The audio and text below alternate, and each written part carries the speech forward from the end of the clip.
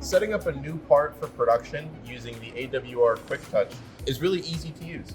So first up, you have to go into your menu and set up some new jaws. This will allow the robot to have custom gripper fingers to be able to pick and place the part. In order to add a new jaw, you hit the Add New button. From there, you give it a unique name. For this instance, I will just use Test. You'll hit Save Changes. And in order to use this jaw in production, you also need to assign it to a storage slot. So I will go ahead and assign it to slot 1.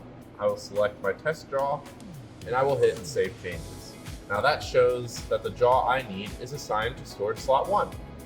Now I can create the part setup for this job.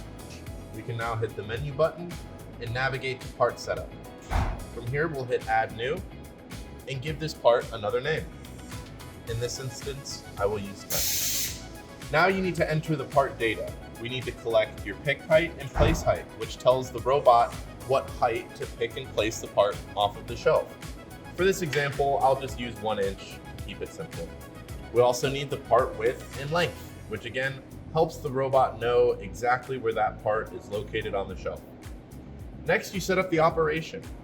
You can give it the cut program.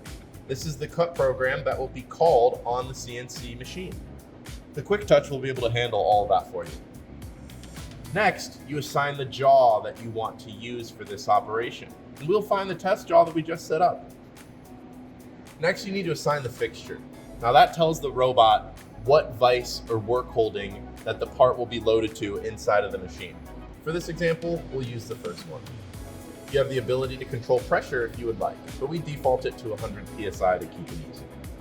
Once everything is complete and you are happy with the results, you can hit Save Changes. From there, you can click on the AWR logo at the top to navigate home, and you can click on a shelf to assign that job to production. Again, we're going to do a search. Once I see my test jaw selected, it will confirm all my configuration options. It has me defaulted to 16 parts per shelf, and it's defaulted to the max quantity, which would be 96 for this shelf.